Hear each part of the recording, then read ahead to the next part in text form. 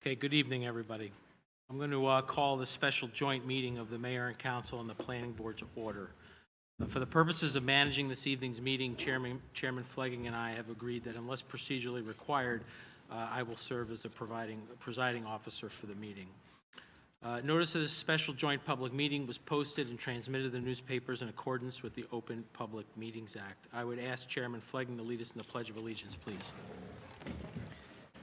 I pledge allegiance to the flag of the United States of America and to the republic for which it stands, one nation, under God, indivisible, with liberty and justice for all.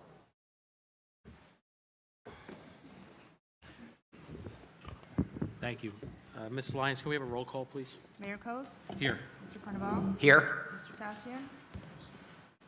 Here, however, due to a conflict of interest, I will be recusing myself and not being in attendance for the meeting, but thank you and good luck, everybody. As noted. Mr. Kern? Here. Mr. Gullo? Here. Mr. Tully? Here. Mr. Duffy, would you do a roll call for the planning board, please? Chairman Flegging, Here. Vice Chair, Mr. Darian, Here. Mr. Hines. Here. Mr. Kang. Here. Mr. Dressel. Here. Mr. Snyder. Here. And we have Mayor Coth and Councilwoman Carnaval. Here. Here. Okay. So before we begin, I want to just address something that has to do with how we announced this meeting, right? So this is not an emergency. However, wording in the law that calls for notice of meetings on less than longer terms dictates that certain language be used. What this is an important meeting.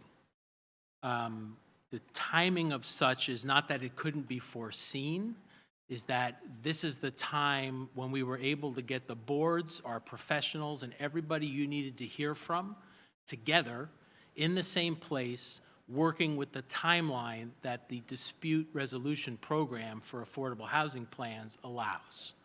I've said in the past that we were going to come and have a public discussion at the point we were allowed. We're at that point. There are things that you will want answers to tonight that we will not be able to give because they are still part of mediation discussions. But this is an important meeting nonetheless, and I thank everybody that took the efforts to spread the word through email chains, listservs, Oradell residents, and so forth.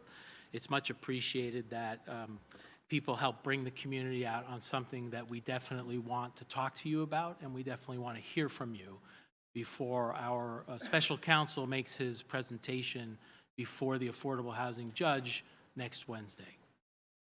So, I want to thank all of you for attending the special joint meeting of the Mayor and Council and the Planning Board. The goal of tonight's meeting is to keep you, our residents, updated on what the borough is doing to comply with the state-mandated Affordable Housing Act, which requires that we plan for and allow the construction of affordable housing, and to hear from you on this important matter. Before I begin, I'd like to take a minute to introduce our team of professionals who are here this evening and have been diligently advising and guiding the borough as we plan to comply with the law while best protecting the character of our community. Tonight we are joined by, and you will hear from, Jeff Seranian. Jeff, you can just notice Jeff is managing partner of Seranian, Edwards, Buzak, and Nolan, who is our Affordable Housing Council. We're also joined by Caroline Reiter of T&M Associates, who is the borough planner and developed the borough's housing element fair share plan. And we're also joined by Fran Reiner of FAR Planning and Design, who is our special redevelopment planner. I'm sure many of you have read or heard about New Jersey's affordable housing law, but may not know how it impacts places like Oradell. Just to be clear, what we're doing tonight is complying with a process that was set by the state. It's not set at the local level. We in this room are all in this room together, and we're all on the same team because we all live here. This is our community. So I want to make it that while I've said in the past, we're going to look to work for the best of the worst solutions that there are to addressing this problem. And I don't say that with any disrespect to affordable housing or the goals that it tries to accomplish. I've always said it's the process that I don't think affords municipalities a proper time frame, a proper forum, and a proper means by which to help achieve the goal of implementation. This evening, we will give you a brief overview of the Affordable Housing Act, and more importantly, how it affects our community. Our Affordable Housing Counsel, Jeff Serenian, will provide more information on the affordable housing mandate, as well as update you on our status on meeting the timeline that the state has issued for municipalities to agree to an affordable housing plan in round 4 of the state's mandate. I want to say that like many small-town mayors, I think you know how I feel about this. I'm not opposed to the state's affordable housing mandate. And it's not because I am opposed to the mandate, not because I don't believe in affordable housing. It's because I believe the state's plan to implement affordable housing is unduly burdensome on communities such as Oradell and its taxpayers. In my humble opinion, the state's affordable housing plan is one of the leading causes of overdevelopment in New Jersey. And overdevelopment will not only change the character of our communities, it overtaxes our existing infrastructure and damages the quality of life that many of us have been accustomed to, and why we chose Oradell in this instance as our home to reside and raise our families. Perhaps most importantly, the state's housing mandate is not necessarily making housing more affordable for the vast majority of working people in New Jersey. It doesn't allow for our succeeding generations to get their start, nor does it allow for our seniors to age in place as professed. Why? Because we have no control to prioritize residents in the selection process for units which may be affordable. Our job as elected officials is to work as hard as we can to meet the state's housing mandate, fighting for what we believe in, and in a way that minimizes the negative impacts of high-density development that builders demand in the construction of affordable housing. That's precisely what we've been doing for the past 2 years with respect to our Round 4 obligation. While you'll hear from our planners and special counsel this evening, I must emphasize that our plan is not final nor accepted by the Affordable Housing Dispute Resolution Program.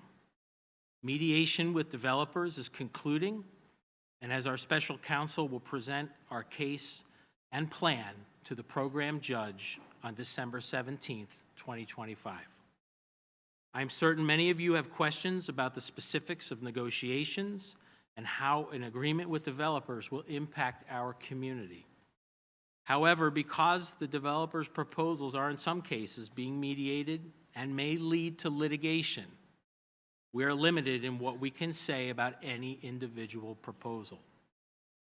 We are working to reach settlements with developers that are sensible and which make sense to be incorporated with the character of our community.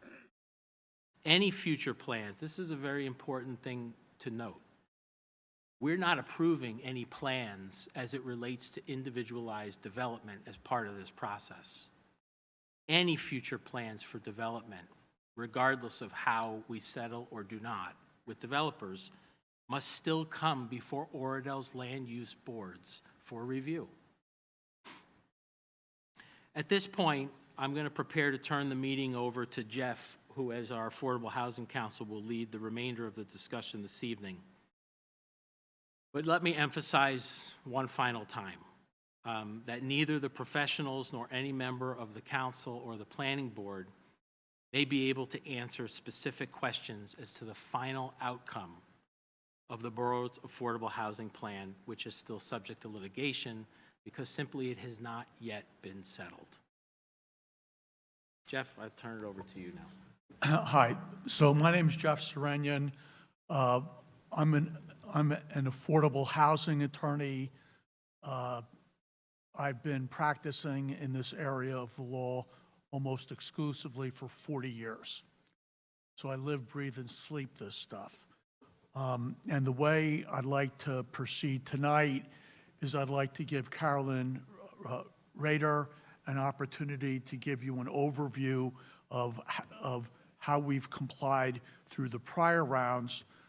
I'll then talk to you about this amendment to the Fair Housing Act that was signed into law last March, and talk about what timeframes that imposes on us and how we're doing our best to act within those timeframes to protect the interest of the community. We're all on the same side, okay? And I want to kind of bring you up to speed about what we're trying to do to protect the interest of this community. And then I'll turn it over to Fran, who has done work in conceptualizing, how best to develop and redevelop to add any remarks he might add. So with that, I'll turn it over to Carolyn to kind of go through our past record of compliance. And you've done a very good job in the past. Thank you.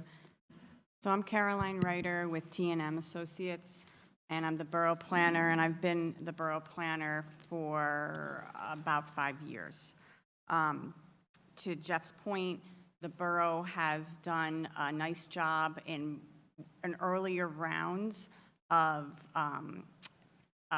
addressing its obligation and moving forward in the appropriate manner. And when we say rounds, affordable housing is measured in time periods known as rounds, and they're often referred to as rounds 1, rounds 2, round 3, and right now we're in round 4. So I'm going to speak quickly about what was done in rounds 1 through 3. In other words, everything leading up to July of this year. In round 3, the borough, the affordable housing process was handled through the judiciary, through the court system, and the borough negotiated and mediated and reached settlement with the Fair Share Housing Center, which is a group you may hear a little bit more about tonight. The borough had a settlement agreement in 2018. It adopted what is called a housing element and fair share plan. That type of plan is actually part of your master plan and adopted by the planning board. After adoption by the planning board, it is then endorsed by the governing body. That is, for anyone who has been following this, the same process we used in June for our round 4 plan, and going forward, if there's any amendments, the same process that will occur as well. In rounds, I'm going to go through your obligations.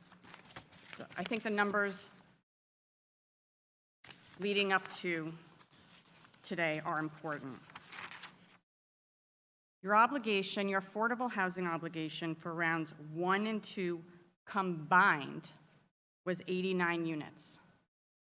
Your obligation for round 3 was 308 units. Your obligation for round 4, which we're going to talk about separately, is 180 units. But I'm only here right now to talk about rounds 1 through 3. So rounds 1 through 3, you had an obligation combined of 397 units. It was recognized that Oradell, like many municipalities, did not have sufficient land to build or to zone for its entire obligation. As such, there is a process known as a vacant land adjustment that the borough went through.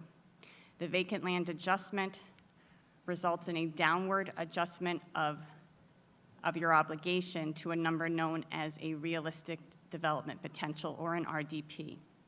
That number was 7. That was determined by a settlement agreement, and it was approved in court at both a fairness and a compliance hearing. And you had a housing element that was prepared and adopted. Now, it is important to remember, as a vacant land adjustment town, the remainder of your obligation does not disappear. It is still there. It is called unmet need. and the borough has a responsibility also to develop opportunities to address the unmet need. First, I'm going to talk about what was done to address the 7-unit RDP. And there were a few things. First of all, there is a Habitat for Humanity project located on Westervelt Place that was actually built at the time of your Round 3 plan that provided 4 units of credit. Also included was new zoning for properties located on Fay Place. I will note that this development actually was approved by the planning board and is under construction. That will result in 2 affordable units. The borough also was eligible for and received a bonus credit. There is an opportunity to achieve bonus credits for certain types of development, and the borough did take advantage of that and achieve a bonus credit as well. And that is how the 7-unit RDP was addressed. Now, as I said, the remainder, the unmet need, doesn't dissolve and go away. It also needs to be addressed. The way that your unmet need was addressed, and it's important to remember this is 390 units, was via the following.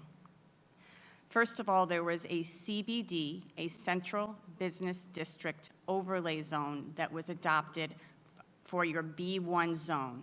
The B1 zone is your business zone. It's the sort of the center of Kinterkamak Road, extending both north and south, an overlay zone that permitted mixed-use development with, that included both a non-residential use and the residential use with an affordable component. You had an overlay zone on the White Beaches property.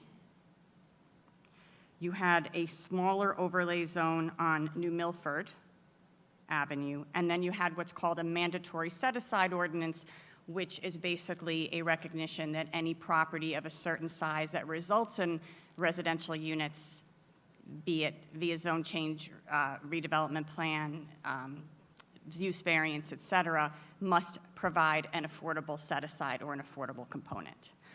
This was your approved Round 3 plan, approved by the court, and your housing element reflects it. Do you want to get into the second part of it, the amendment as well? No. No. And is there anything else? Or you just said- At this point, I'd like to explain where we go from Round 3 to Round 4. On March 20th of last year, Governor Murphy signed a radical change to the Fair Housing Act into law. And I refer to the amended act as Fair Housing Act 2. Fair Housing Act 2 established very substantial obligations, and it established a procedure that I need to go through with you so you understand what this is all about. I should tell you that I thought it was terrible legislation. I went to every hearing of every Senate committee, every assembly. I said, this is not good policy. There's better ways to do this. It got rammed through. So these are the cards that are dealt to us, okay? Now, what Fair Housing Act 2 did is it established a series of very aggressive deadlines. The first deadline was we had to commit to a number by the end of January. We didn't have a lot of room to contest that number because the legislation was so prescriptive. So we, along with 439 other municipalities, committed to a number and filed a declaratory judgment action by the end of January. And the reason why we did that is by doing that, we got immunity. This is what immunity is. If you have immunity and you get sued by a developer or a nonprofit wagging their finger at you and saying you violated the Constitution, well, you have immunity. You have protection while you're going through the process. So it's critically important that Oradell, along with hundreds of other municipalities, do what it needed to do under the legislation so that it could gain protection. And that's what Oradell did. The next landmark established by the legislation is June 30th of this year. That was the deadline to provide a housing element and fair share plan, or in the vernacular, an affordable housing plan to address your obligations. Okay? And there's really two pieces of it. What did you do to comply with your plan, with your obligations for rounds 1 through 3? And what have you done to comply with your obligations for round 4? So that was due June 30th. We met that deadline. Okay?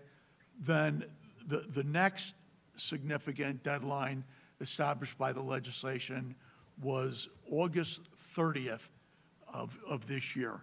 That was the deadline for anyone who did not think that our plan had merit could challenge it and make its case as to why the court should not approve the plan.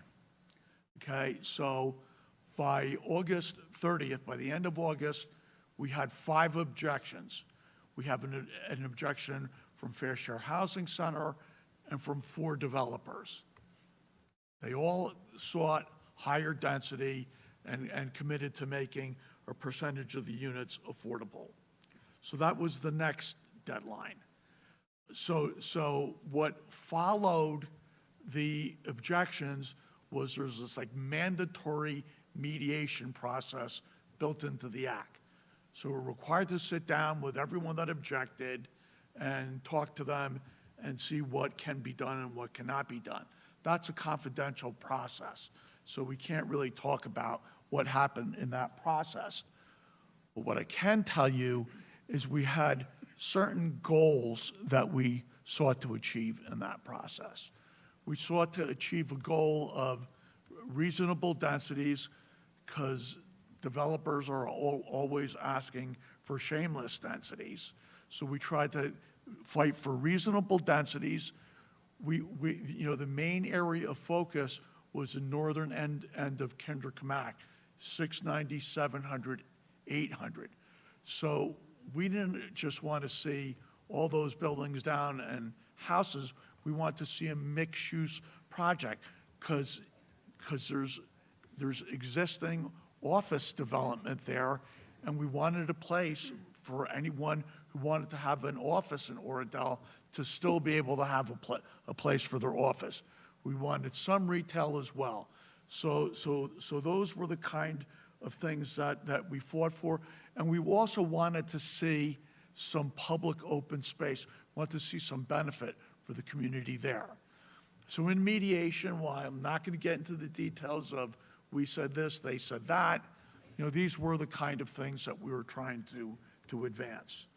And so the next step in this process, there's really 3 layers.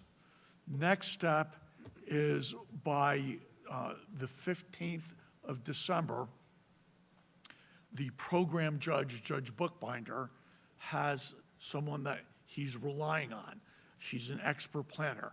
Her name is Beth McManus. Their title is they're called adjudicators. It's a misnomer. They don't adjudicate anything. They're planners that make recommendations to the judge. But she's the adjudicator. And the judge has made clear, I'm paying very close attention to what the adjudicator recommends, because the judge knows that she knows a lot about this, and he can rely on her expertise. So the first step is, the adjudicator is going to make a recommendation on December 15th. On December 17th, we're in front of the judge for what's called a session. And at the session, we're all going to be arguing about why we're right and why they're wrong. And the judge is going to hear the arguments of all the objectors. He's going to hear our arguments. He's going to hear the recommendations of the adjudicator, and he's going to make a recommendation. The program is not really part of the judiciary, it's part of the executive branch. So they don't decide cases the way a judge does. They make recommendations. So what the hope is that the adjudicator makes favorable recommendations, the program judge makes a favorable recommendation to the county level judge. And then it is the county level judge that has the power to enter orders.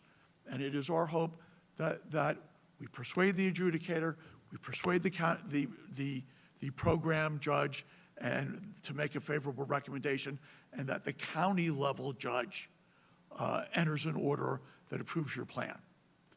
And if the judge approves your plan for 10 years until June 30th of 2035, you have a certain measure of protection from anyone that would, storm the Capitol and say, you have to capitulate to my zoning demands.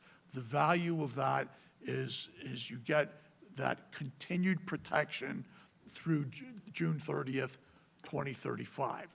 So it's really important to maintain protections, because once you drop your guard, then developers can start bringing these builders remedy lawsuits, and then you're in an arena where you have much less control. So that's what we've been trying to do, to try to lean this process towards a plan that meets your obligations on the one hand, but does not overwhelm, that has the least impact on your community on the other. One of the pillars of the Mount Laurel Doctrine is sound planning, and even though all these laws provide for numbers that are over the top in my judgment, a principle that wends its way and echoes throughout Mount Laurel's jurisprudence is that all has to be done in accordance with sound planning. So those are the arguments that we're making. That's why we have planners on our team that can speak to the adjudicator, who's also a planner, and try to persuade the adjudicator in the first instance, the program in the second instance, and the county judge in the final instance. So that's an overview as to where we are. And at this juncture, if... Maybe you can just talk about the March 15th deadline. there is a deadline I did forget to mention.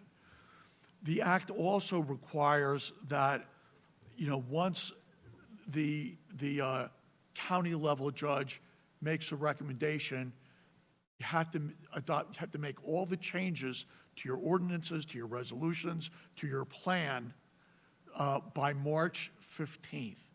That's the magic date. You got to do this all by March 15th. You have to change your zoning by March 15th. You have to change the plan by March 15th to perfect your rights to have continued protection through June 30th of 2035, assuming that the program judge, assuming that the county level judge approves your plans after getting recommendations from the program. Anything else?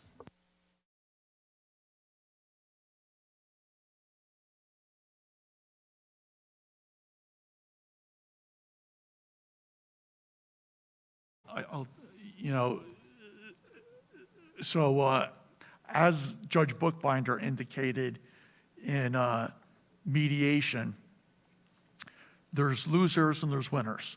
There's people that there's developers that we're working with, and there's developers that the plan that is evolving is not going to satisfy them. So this is a contentious process. The losers, if you will, the developers that aren't getting what they want, they're going to be attacking us every inch of the way. We're going to have to defend ourselves. And we've assembled a very strong team to do that, but those battles will ensue. And that's why, you shouldn't presume that this is a walk in the park. The judge is going to hear their side of it too. And our hope is that the judge will find that we're more persuasive than the developers, or at least the judge's expert, hopefully, will be convinced that our position is more reasonable than the developers who are not getting what they've pressed us for, and can convince the judge that she should recommend, our plan. Okay. So I'm just going to speak a little bit to the process that we went through on behalf of the borough. So as Jeff indicated, there were 5 challengers. They had come to the borough, and through this process had requested a significant amount of density on proposed projects. And our goal in the process was to figure out what would be reasonable from a planning perspective in light of the fact that we have to provide affordable housing. And so as a part of that process, we looked at the underlying zoning and what the bulk standards of that underlying zoning represented and allowed.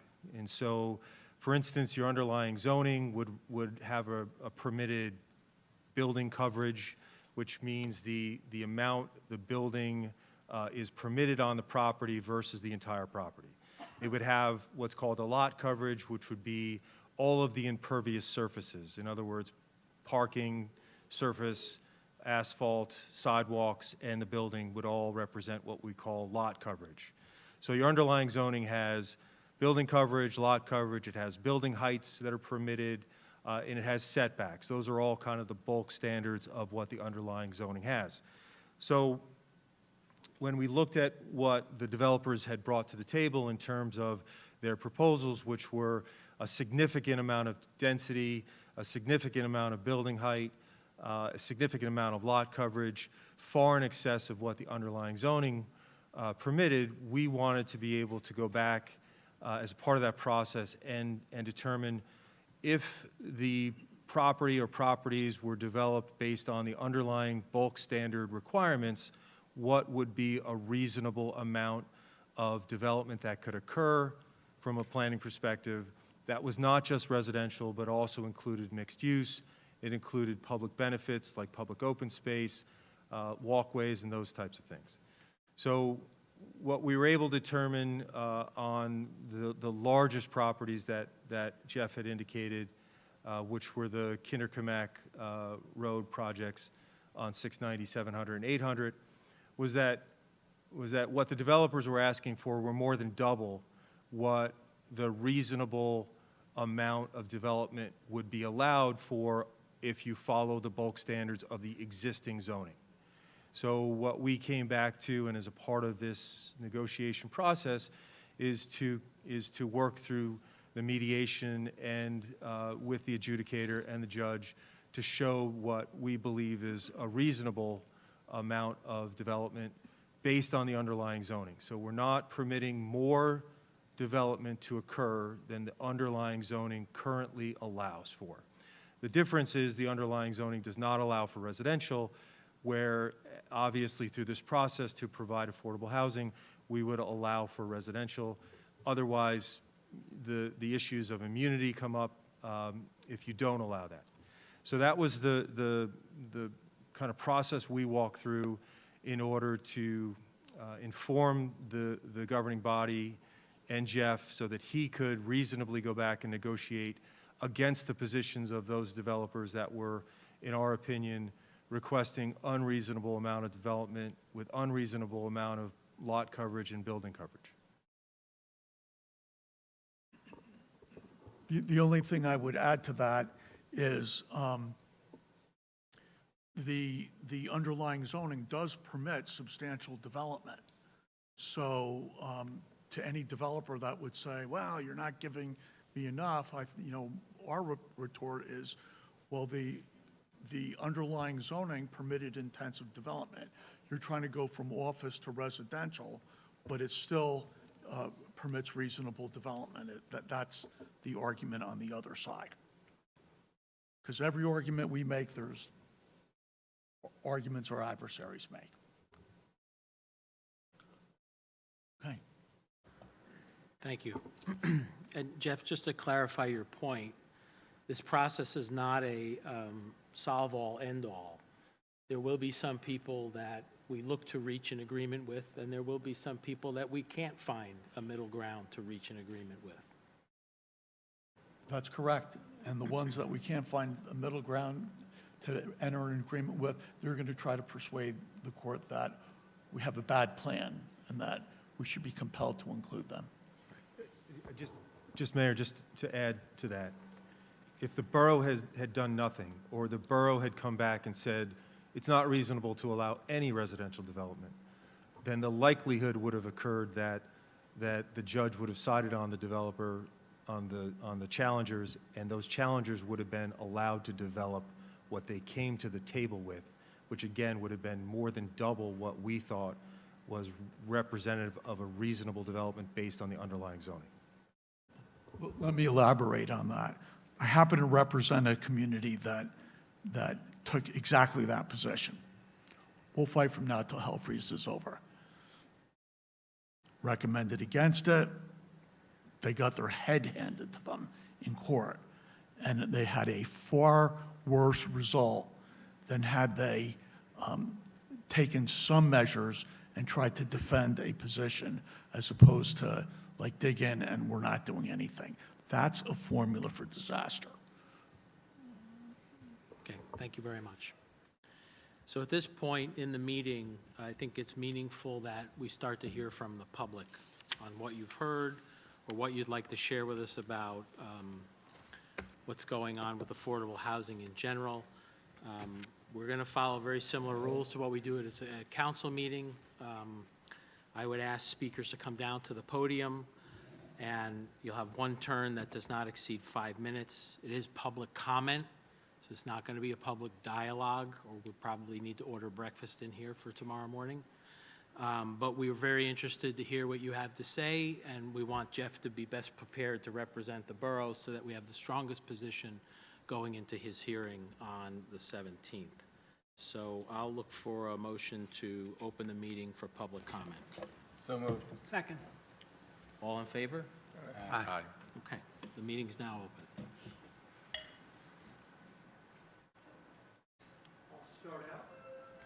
If you could just state your name for the record, Dave. David Banfield. I'll start it out.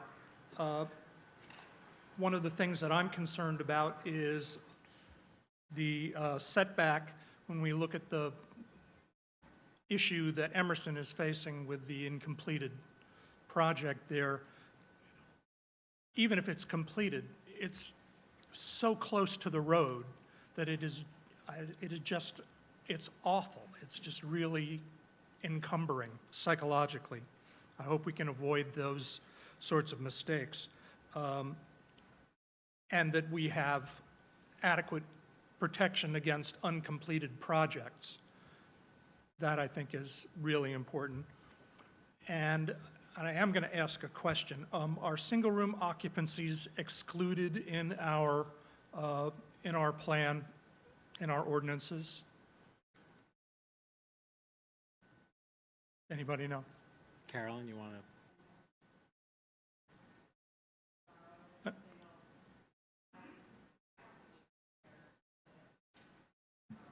Do not believe they're permitted. Talking about a studio apartment? No, I'm talking about a single-room occupancy with a shared bathroom for various residents, At like a this boarding point- house. At this point, it's not permitted, no. Okay, and if that were to be allowed, would that count towards fair share? I don't expect an answer, but that's just a question I pose. Thank you. My name is John Larson. I live on Wanamaker. My question simply has to do with Oradell history. Those properties at the northern end of Oradell, along, lying at the far northern stretch on the west side of the river, were owned by a fellow named Lozier for many years, and were sold in the late 19th century by him because he also owned much of the land across the way, just below where the Blauvelt Mansion now exists. And he sold it with the condition that he maintain his line of sight to the Hackensack River. So the question is were the commitments that were made to him potentially still binding in terms of height restrictions? I don't know the answer to it, but I thought I'd ask the question.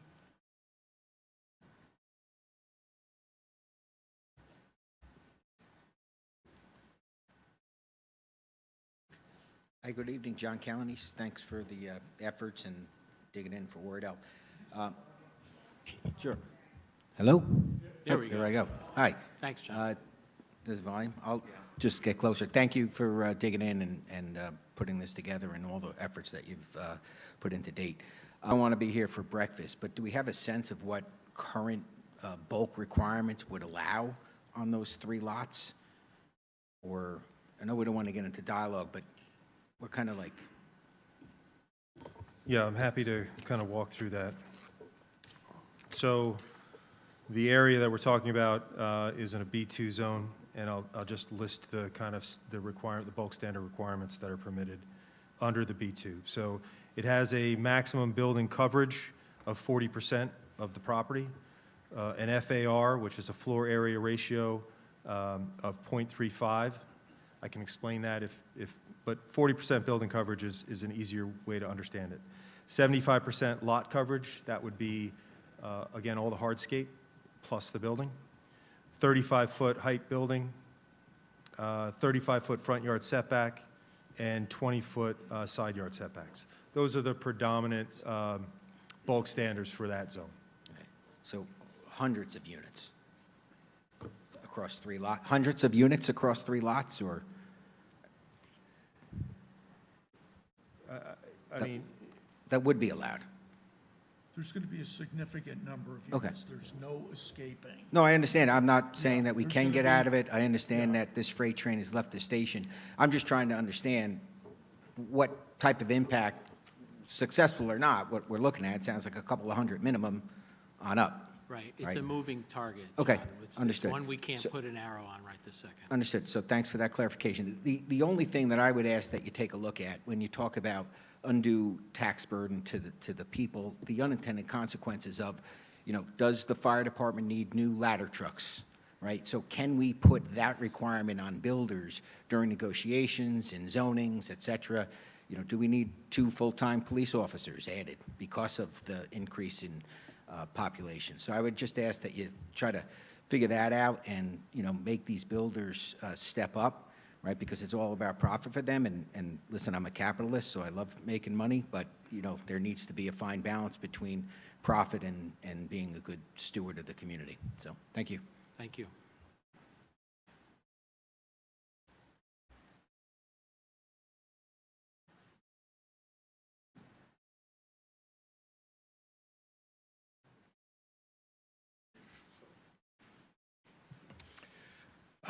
Name is Tom Beltoff from Beechwood Road.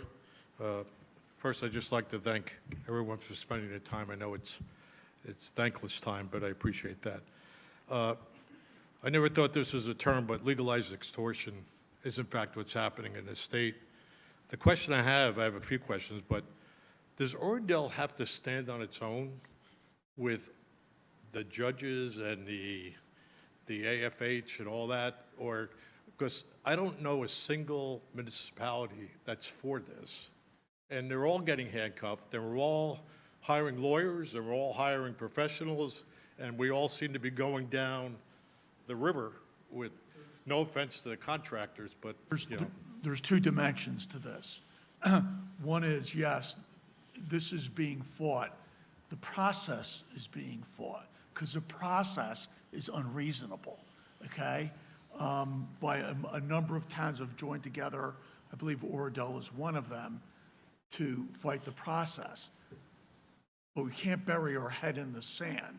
We have to do what we have to do under the legislation, because if we don't, we lose our immunity, and then it's a free-for-all. no, I understand that, I'm not a lawyer, okay, but there's always 2 sides of a legal action. So, they can lawyer up, we lawyer up, but, I'm just saying, why can't we combine all of our resources with other towns of Bergen County and put the power of the punch? I don't know. Montvale is the one So- that led that charge. Jeff. I also understand that there's been some municipalities that have really said, and I don't know if this is true or not, but affordable housing, go stick it, okay, sue us, do what you want to do with this.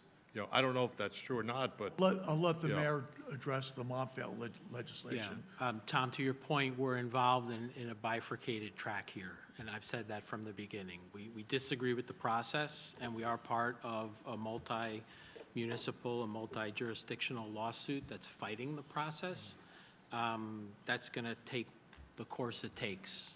At the same time which that's happening, we have to plan to comply with the law under the assumption that the law will govern. because we don't know what the result of the first tract is going to be.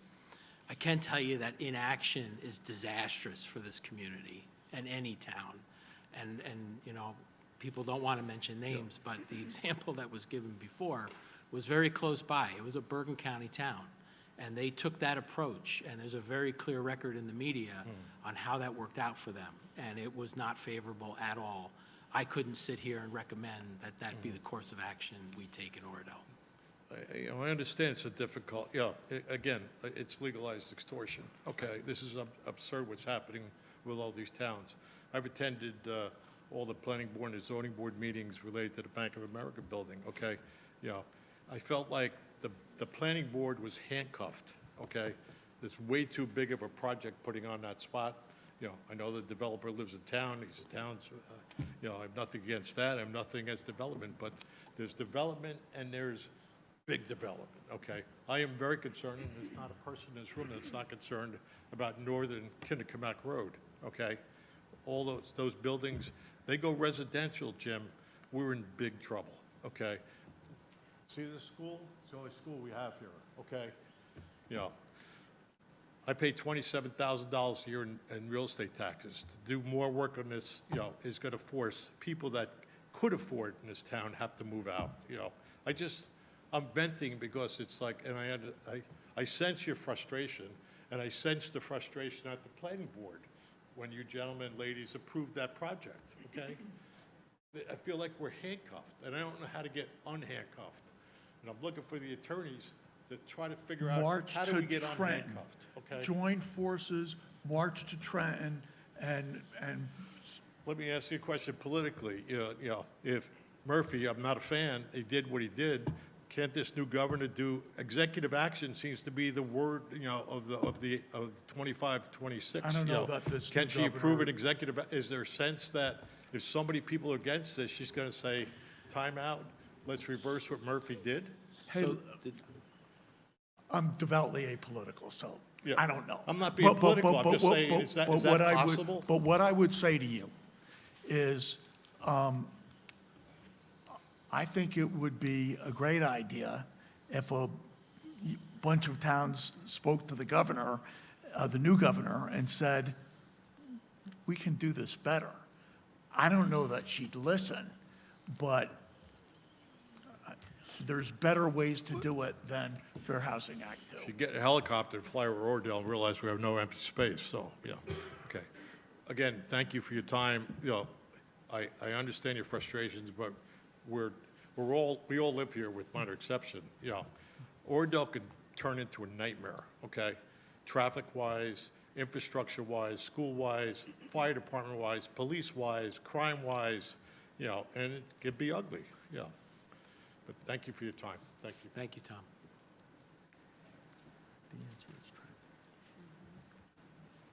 Hi, I'm John Pluchinski, live at 335 Maple Avenue. Been a resident here for almost 40 years. I am a strong advocate of affordable housing, and here's why. Affordable housing is not welfare housing, it's not Section 8 housing, it's not low-income housing, it's middle-income housing.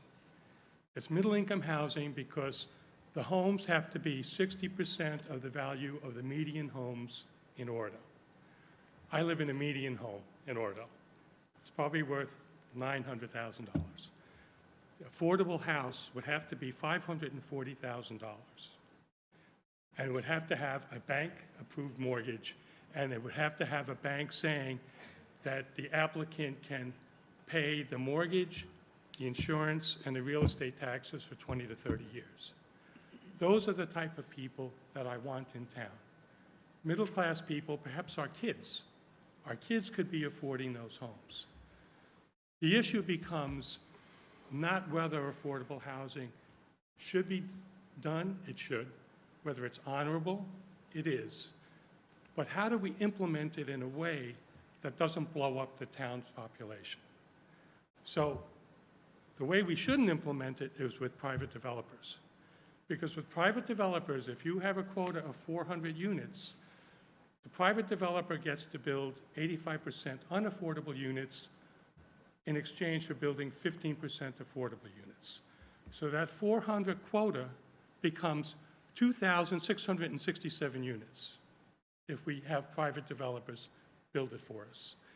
If we have Habitat build it for us, it's a 1-to-1 ratio.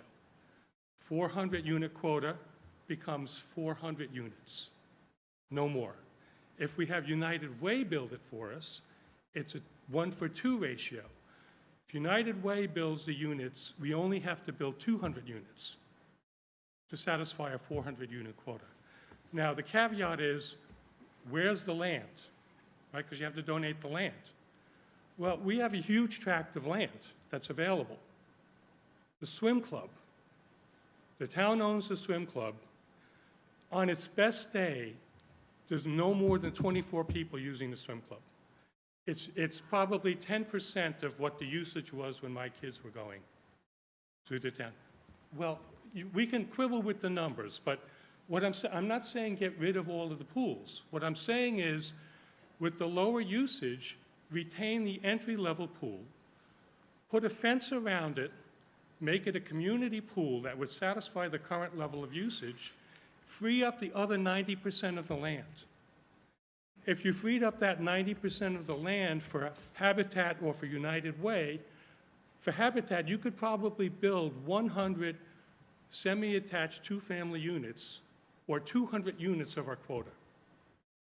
So we have the land, we have a partner with that. It wouldn't cost us anything to build those houses because Habitat would pick up the charge if we provided the land. So we need to think out of the box here. Do the honorable thing, satisfy a good bulk of our quota with land that we're not using, and everybody wins. And we don't have to battle the developers here because Habitat would be the developer. So anyway, my suggestion. Thank you. Paul Atsunis, I live in the beautiful street of Beverly Road, 50 Beverly Road. Just pull the microphone a little closer, Oh, really? Paul. Okay. How about that? Good? Better. Okay. Beautiful Beverly Road, because we planted some really nice trees there. Anyway, I have some, I guess, questions and comments about transparency on December 17th. When we have this hearing, or whatever's going to take place with the court, can it be broadcasted, or can the public be present to witness it? Is that allowed by the courts, or can we ask for that?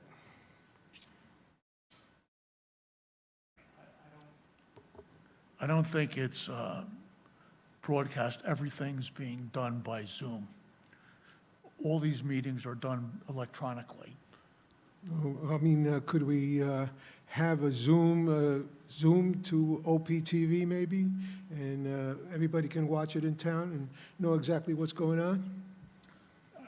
I can tell you that there's 20 municipalities that I'm personally responsible for, and that has not been done in any of them. Yeah.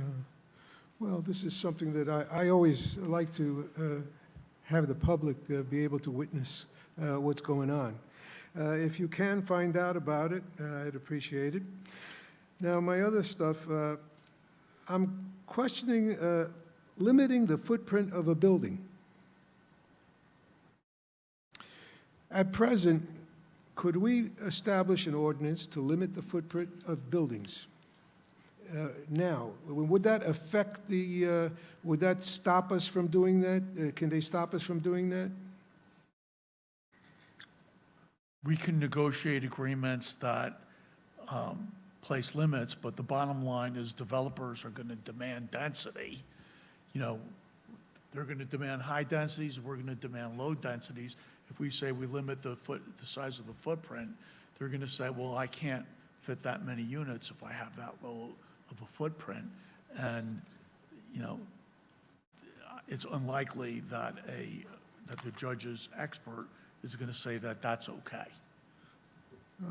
Well, what I'm thinking about is if we could pass an ordinance to control developments on the footprint of the building by not allowing underground parking and under-building parking, which is something that the developers like to do now so that they can have more building footprint and make it a bigger building, a bigger type of development. This is what I'm wanting to know, if we can actually pass an ordinance like that now. Is it possible, or is it legal to do it right now? Or has our time passed? Yeah, you can't foil developers from developing projects. Whatever projects go in your plan, you have to support those projects. So you can't, on the one hand, say, this is what we're going to do to meet our obligation, and then on the other hand, adopt standards that don't enable them to do what we're saying they can do. Well, we don't have anything now that, I can't don't have think, it both do we ways. have a developer now that's already presented plans and stuff? There's 4 developers that have filed objections. So they're all pressing to be in our plan. Did they present plans to the board, to the? There's been mediation. So they have presented Well, something? I'm not permitted to. I know, I'm Yeah. only asking if Well, plans of have course, been in submitted. mediation, they're telling us what they want. They're telling you what they want, right? Yeah. Okay. But legally, is that binding that they presented a plan to the town? We're not even allowed to tell you what they presented in mediation. No, I don't want to know whether or not they, all I want to know is legally, are they allowed to do that? Are they allowed to do what? To present you a plan, and that we Yes, have to be yes. bound by that plan now that they presented? No, that's what mediation is about. They can say, I want to build the Empire State Building, and we can say, are you kidding me? Okay, so they did present a plan. Okay, this is what I'm gathering from the way you're talking. The other thing is, as was just said now, I'm just going to say one more sentence, and that is the building of affordable housing, if we could build our own, as was presented before, the speaker before me, as far as grants from the state or federal grants, is there anything like that that could help us do something like that? And I'm finished. Thank you, Paul.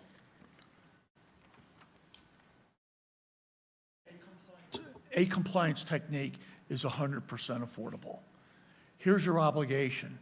Your obligation is 180. Our position in the plan that we adopted is that number gets adjusted down to 3. Okay? So, our position is we don't have land. So that means that we have a very substantial unmet need. So, it's not like, in round 3, you didn't come remotely close to addressing the whole obligation. In round, as Mark Twain says, they're not making any land. You didn't have enough land in round 3. When they drop another 180 units on you, you don't have enough land for round 4. So it's not like, if we do a 100% project, we're done. The numbers are too high. We can't get there. All right, thank you.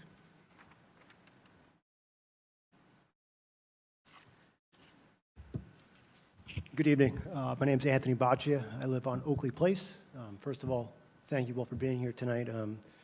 It was enlightening, to say the least, and disappointing, and not for any of your actions or inactions. It's just, as Mr. Beltoff put it, we are simply handcuffed, and it's frustrating, to say the least. So I guess some questions and comments. Number one being, I know recently we elected to, or it was agreed to merge the zoning and planning boards in the No. township. It's being discussed. There's been no action taken on that. Okay, with that being said, it sounds like, Jeffrey, you were saying that we have to get protections, right? Now, merging those 2 boards together, does that offer any more? Does it insulate us any further, or does it I would eliminate suggest some? the forum that's best served for that discussion would be our council meeting next Tuesday versus, we want to hear from you on the affordable housing side. Sure, but I want to understand how the township's preparing themselves to safeguard the township and the people further and offer more protections. And it sounds like by merging those 2, we might be eliminating some red tape that would hinder developers from developing in the township? Not so, but I wouldn't want to take time for Sure, everybody sure, to talk okay. about that. All We right, could- I'll use my 3 minutes and 45 seconds otherwise. Okay, so with that being said, what other steps is the town doing? I understand, Jeffrey, you're the attorney on this. Do we have additional attorneys? Because this could cost the town hundreds and hundreds of thousands of dollars, and I'm not sure what Mr. Saranen is making, but perhaps throwing additional resources at this may be prudent, given the time crunch and everything involved. I think the council believes that we're adequately prepared to deal with the Okay. issue before us right now. If there's further action that develops from this, Sure. depending upon settlement or not, then we would have to reassess that need at that time and whether or not we have the right resources to deal with it. Okay, and then, but that, we'll find out next week, the 17th, on the, No, we'll probably find out in early January, Jeff. Is that accurate? Sometime in the month of January about the county judge's certification or Yeah. lack thereof? The judge has 10 days. I don't know that the judge will be able to make a recommendation in 10 days. My experience is judges reserve, and then they try to do it in 10 days, but he may take longer. January is probably a fair guess. So sometime in January, we would hear. okay, all right. Thank you very much. Thank you. Thank you.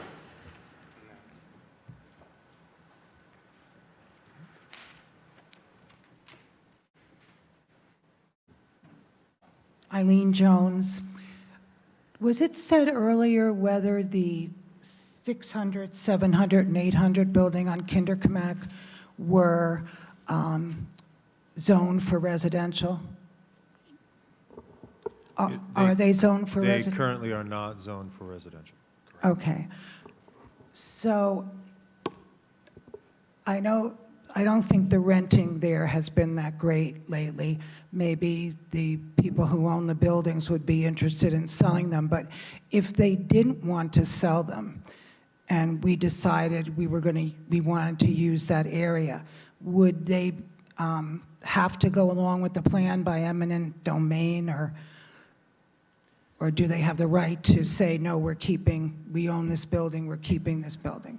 I can't speak to the legal ramifications of interfering into contract negotiations between a private property owner and somebody who's interested in buying. My understanding is that the way development works is that there are options, right, on contracts. Bill, correct me if I'm wrong, that a prospective buyer and an owner are engaged in an agreement. Maybe you can pick up where I'm leaving Right, which off. we cannot get Interfere involved with. in that, because those are private parties engaged in some type of contract. We're not privy to whatever contract they may or may not have, and we can't interfere with that, and we're not. That being said, part of this process is them approaching the mediator and the special adjudicator in conjunction with the mediation process that is ordered by the fourth round law that came into play in 2024. That's all part of the discussion and negotiation in that, which, you know, we're handcuffed. We're not allowed to talk about those at this point in time. By law, we're mandated. The objectors have represented that they have contracts to buy 690, 700, 800. I'm sorry, I didn't get the beginning of that. The objectors of 690, 700, 800 have all represented they have contracts to buy that property, buy those properties. So we have to be very careful about not interfering with those contracts. Contracts that would not be with a developer that's going to put in places to meet our needs for the affordable housing? Developers say, I have a contract, I'm filing an objection, this is what I want to do with the property. That's how it works. Okay, that was it. Thank you, Eileen.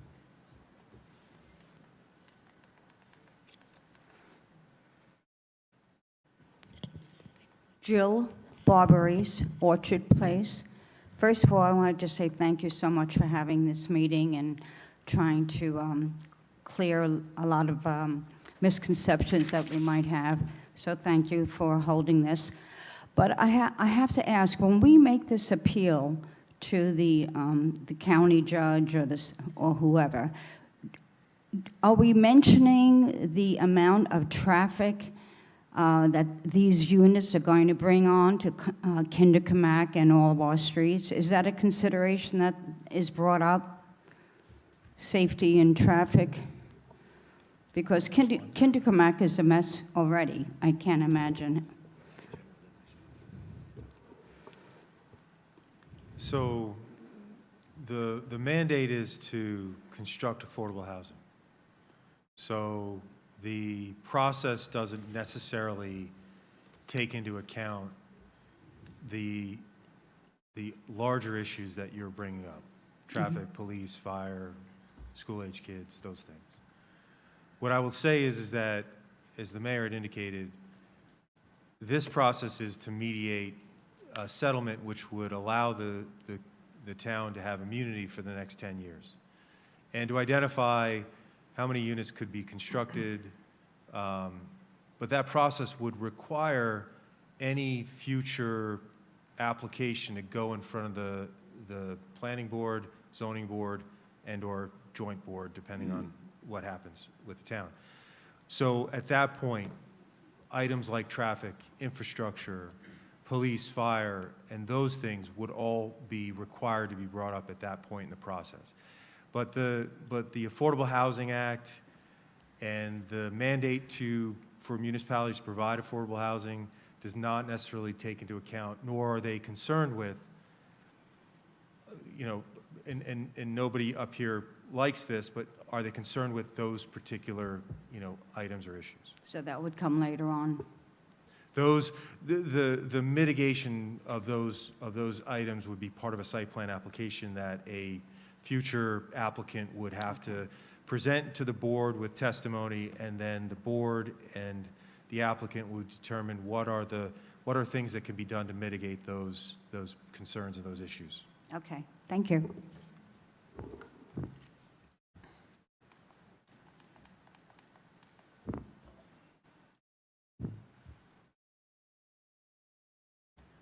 I'll be brief. Thank you, everybody, for coming and presenting this to the town. My name is Jonathan Smith. I live on Maple. I have a couple of quick comments. The first is I work in 800, and so a consideration for residents that do have offices in the building to maintain those offices. I obviously really like my commute right now. I would love to be able to maintain that. The old master plan, having some consideration for the style of buildings to be considered so that they're not all these ultra-modern buildings that are going to look old in 10 years. So brick face, there was a couple of things that the old master plan had recommended. I'd love to see some consideration for the style in which they'll be built. And just hope that we'll be able to maintain some of the work that you guys have been doing. I certainly saw that the draft of the proposed fair share housing agreement. Obviously, if all that passes through the way that you guys have presented it, you guys have done a lot of work on it. That would be best for the town. And I really appreciate the work that you guys have done so far. But if those considerations could also be, on the minds of the planning board and everybody else as we continue through the process, that would be something that would be in my interest. Thank you. Absolutely. Thank you.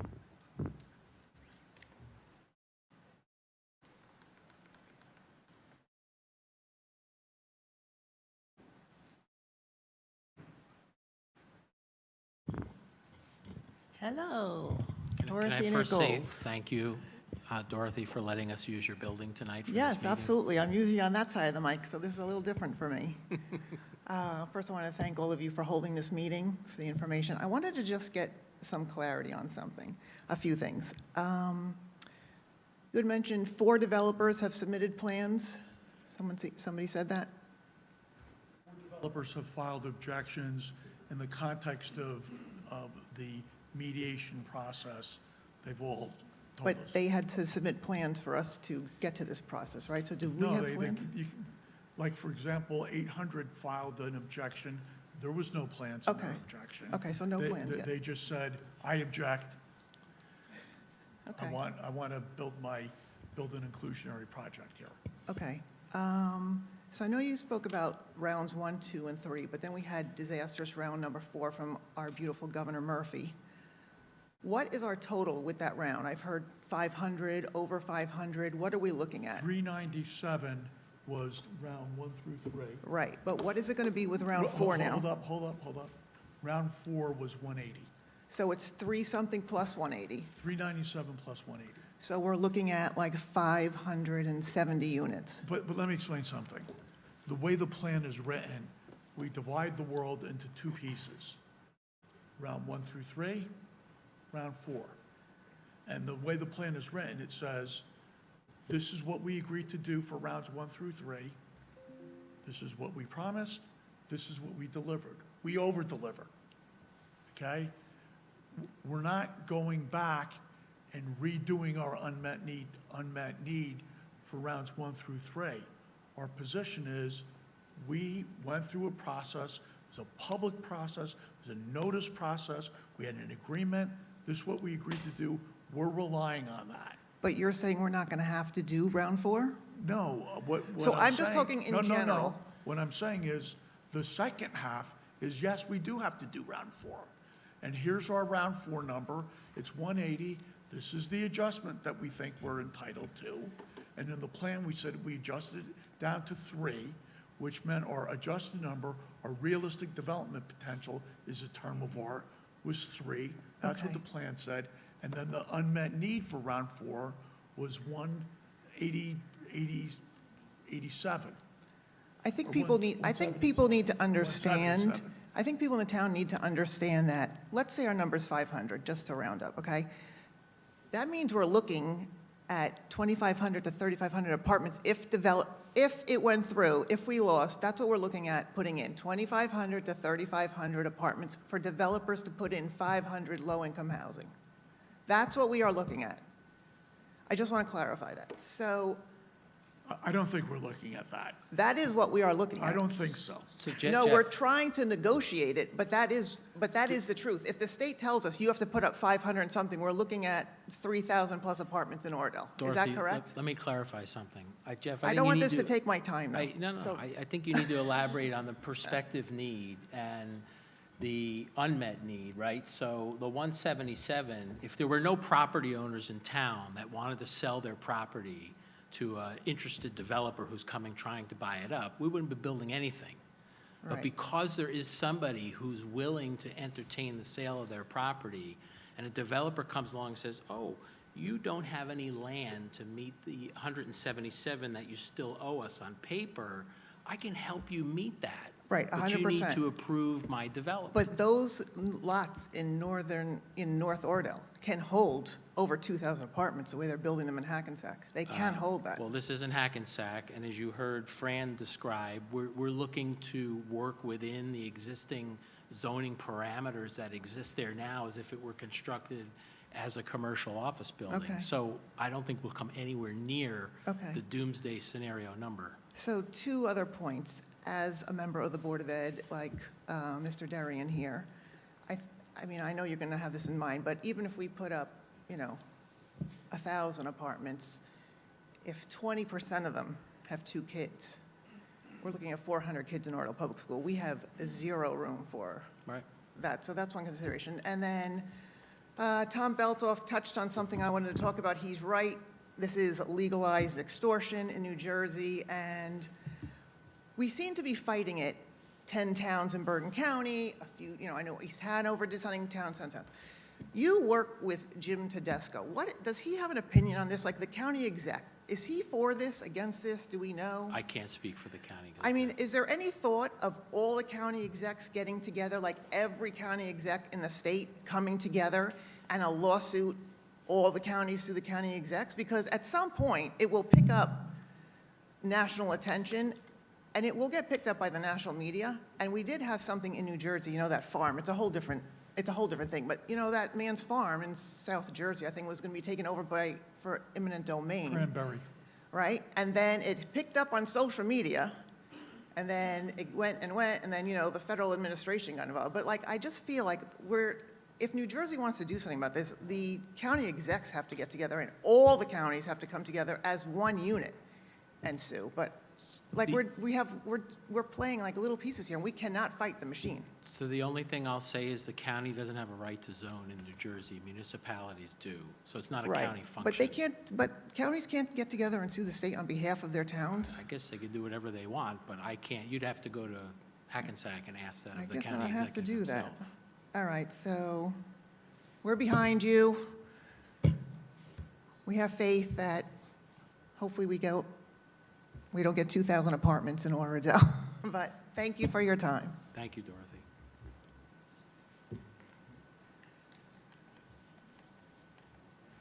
Hello, everyone. Good evening. I also want to share the sentiment.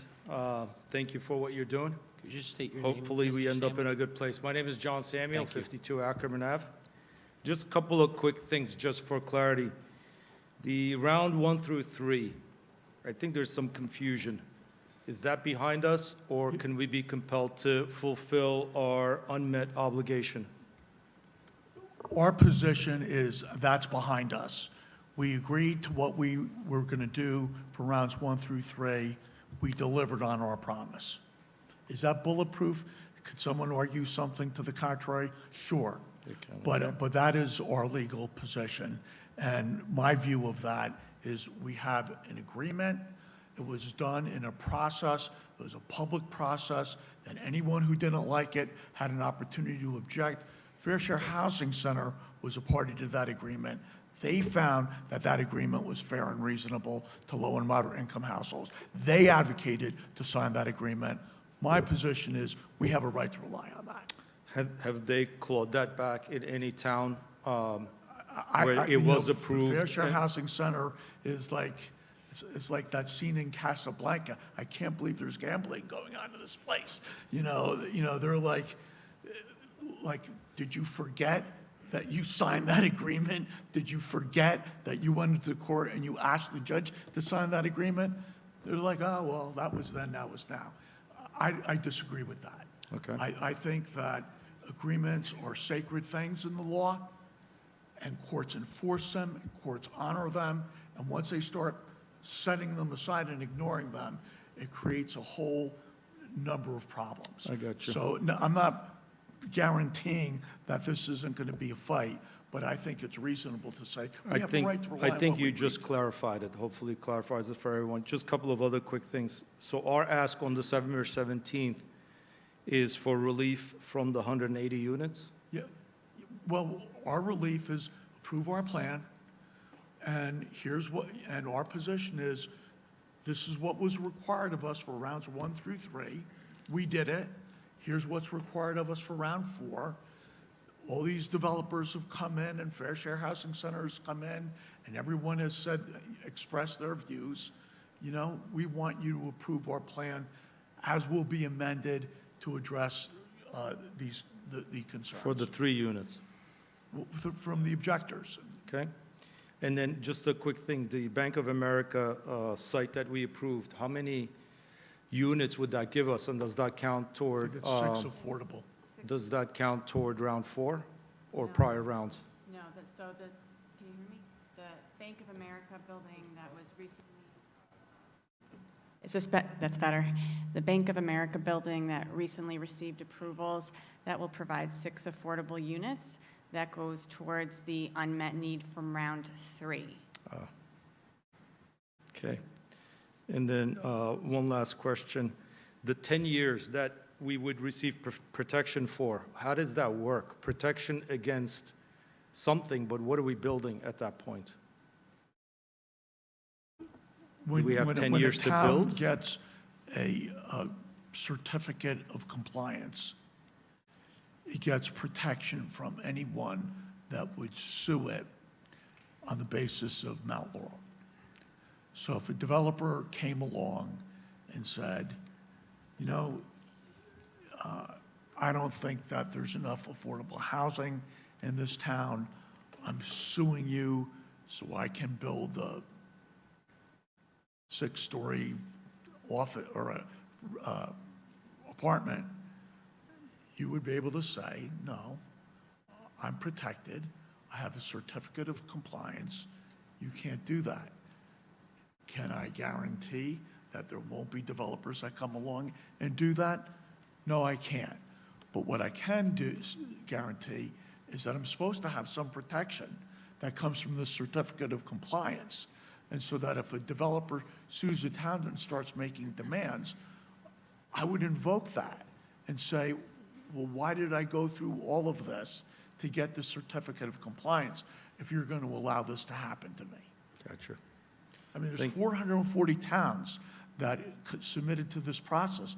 They all did it for the same reason. They wanted to get a certificate of compliance, and they wanted to have some measure of protection. They didn't want developers coming in dictating to them what they're going to do in their town. They wanted control of their communities. Last one, and I'll leave you with this. There's chatter that our, boards lose control starting January 1, and affordable housing starts to dictate without approvals and basically piercing through our, ordinances, et cetera, and zoning. Is there any truth to that? If your plan, if the judge recommends approval, then they can't strong-arm you on the basis of affordable housing. Thank you. Thank you very much. Thank you, John. Anyone else for public comment?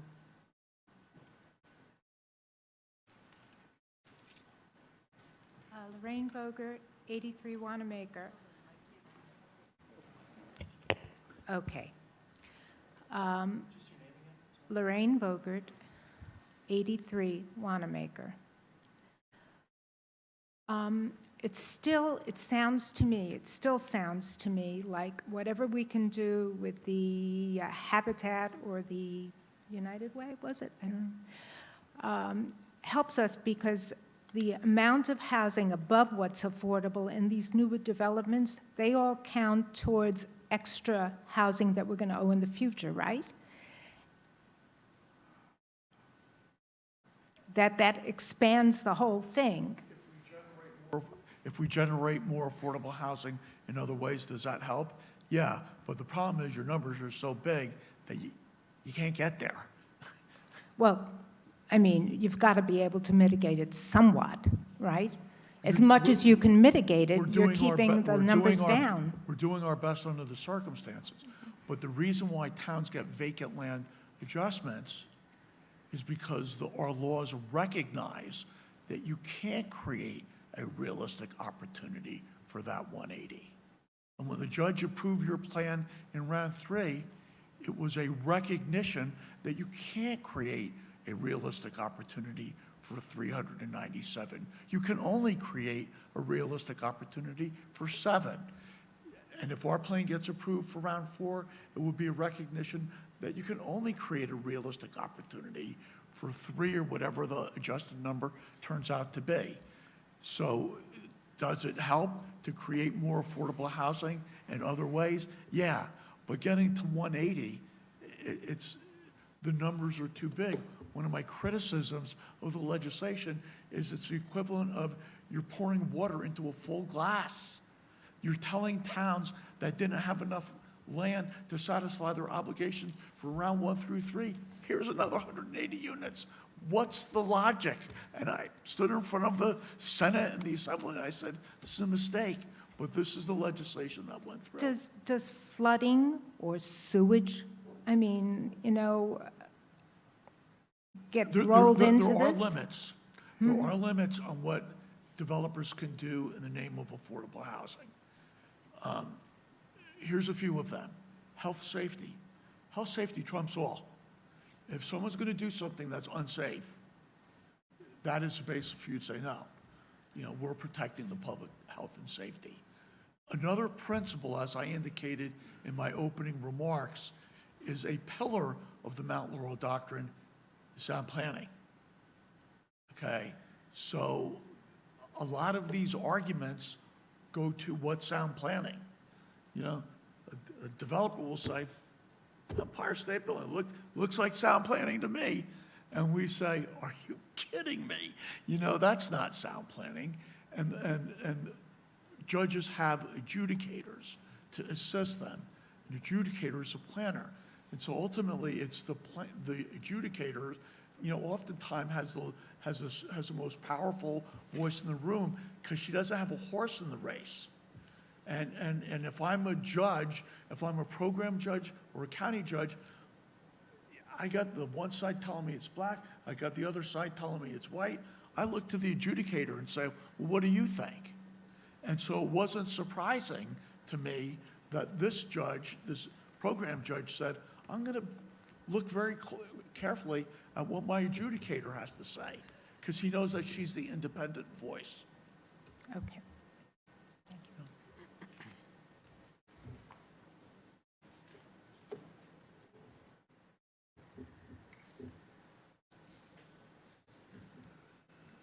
Good evening, Joseph Ceylon, 128 Merritt Drive. I'm sorry, can you repeat your name again, please? Joseph Ceylon. I appreciate this meeting. I think it was very useful information that we got. Hopefully, Oradell will have very successful negotiations. Looking forward, my question is about once the developers submit the site plan, is there a timeline these plans need to be approved? Does the judge give us a timeline saying that you got to approve it in 3 months or 3 years? Or is it has to go through the process, which we know it might take up to a year or 2 years? So I assume the question is at the time when March 15th occurs and the plan has been adopted, zoning has been adopted, and the developer then submits an application to the planning board, zoning board, or joint board. So the idea of this is, as Jeff mentioned, round 4 represents a 10-year period. So an application come in for those units anywhere, theoretically within the 10 years. Once the applicant submits an application, it runs through the normal process. So if that takes 1 meeting because of the size of the project, if it takes 4 meetings, if it takes 4 months, there's no specific. Nothing's dictated in terms of how long it goes through that process of the site plan application. Okay. And also, usually a lot of site plans require a lot of variances that they need to obtain. Again, if the board, either planning or zoning board or joint board that will might have, if they're not satisfied with these variances, could they deny the application, or they need to work with the developer just to make sure, whatever the units that we need to approve, just negotiate whatever needs to be negotiated? So the zoning would need to be put in place by March 15th, and then the applicant would submit a site plan application after that. And I guess I would let Jeff maybe respond to how far they can push that. Yeah. In the past, boards have taken with the right hand what the municipality has given with the left. So there's a whole body of law that developed around that to prevent boards from taking with the right. Okay, so, if a site is part of your plan, you need to facilitate that site being developed, which is not to say that if it's a bad application and they haven't, let's say they file an application and it would create a health hazard, the board would be within its rights to say, well, you got to fix this before we approve that. It may end up in litigation where the developer's going to court and say, I'm an Mount Laurel applicant, the Red Sea should part and I get whatever I want, but it would be reasonable. The key is reasonable and not reasonable. You got to try to think reasonable through the eyes of a judge, because developers and municipalities have opposite views of what's reasonable. But if there's like a clear problem with the application and the board can say, for the love of God, you got to fix that before we have this project in our town. If I'm a judge, I look favorably on that. If on the other hand, it's this board's just busting chops because they hate this applicant. They hate that the town was forced to rezone the site. Then if I'm a judge, you're going to have a problem. Just to give an example, for example, I think the height limit is 35 feet. If this developer or developers come in requiring or asking for 50 feet building height, and then there are no other buildings within our town or even around this area, there's 50 feet height buildings. Does the board have right to reject it? Doesn't matter if we already negotiated with the judge, number of the units? I would say, what I would say is, if you agree on certain zoning, you live with that zoning. If they try to exceed that zoning, you like it, unless they have some like really compelling reason, you have rights too. We satisfied the Constitution by agreeing to certain zoning. The judge approved our plan. We have a right to insist on that zoning.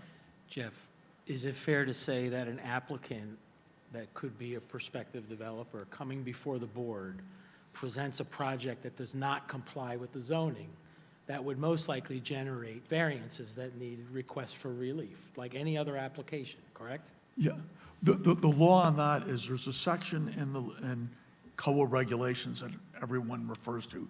It's called Section 10, Cost Generative Relief. And it's as clear as mud. It says inclusionary developers are entitled to reasonable waivers and variances. Towns look at that language, they take a conservative view. Many developers look at that language and say, I can ask for whatever I want. But the bottom line is, I think when a town goes through this very difficult process of getting a plan approved and to agreeing on a certain set of standards, they have a right to rely on those standards. If a developer comes along and asks for variances, they're going to make their case. And I can only give you the opposite ends of the spectrum. I can't tell you what's in between. It would be very fact sensitive depending on what's presented. But if it was minor and it was reasonable and the board said no, I think the developer would have a good case. I was entitled to reasonable variances and waivers. You didn't give it to me. On the other hand, if they're just ridiculous and they're like asking for whatever they want, I think a developer's going to have a hard time with that, persuading a judge to say that after the town went through all it went through to agree on standards, that the developer can throw those standards out the window and demand significantly more. Okay, understood. Thank you. Thank you, Joe.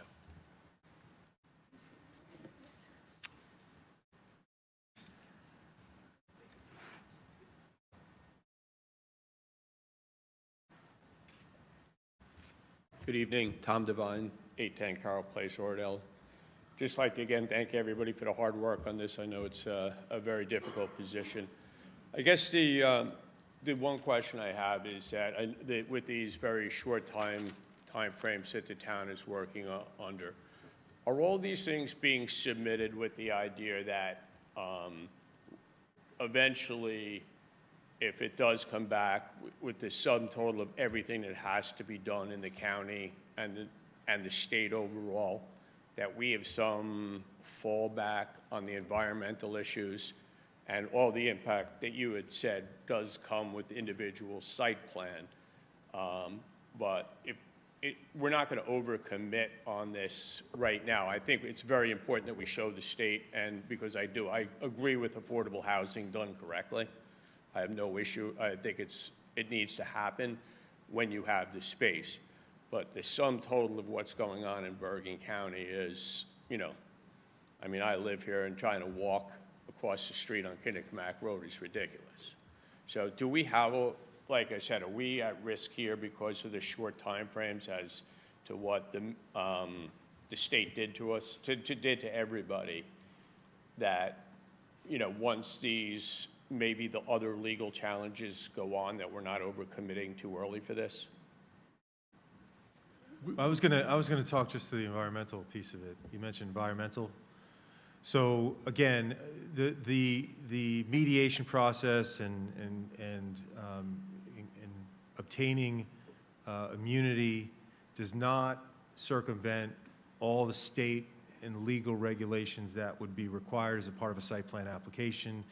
So specifically for the environmental issues, for NJDEP, for stormwater management, all of those things as a part of site plan application would have to be met from the state requirements. So even though this process may come terms with zoning on properties that allow a certain amount of density, that would not prevent them from bypassing all the state requirements and regulations associated with any conventional site plan application.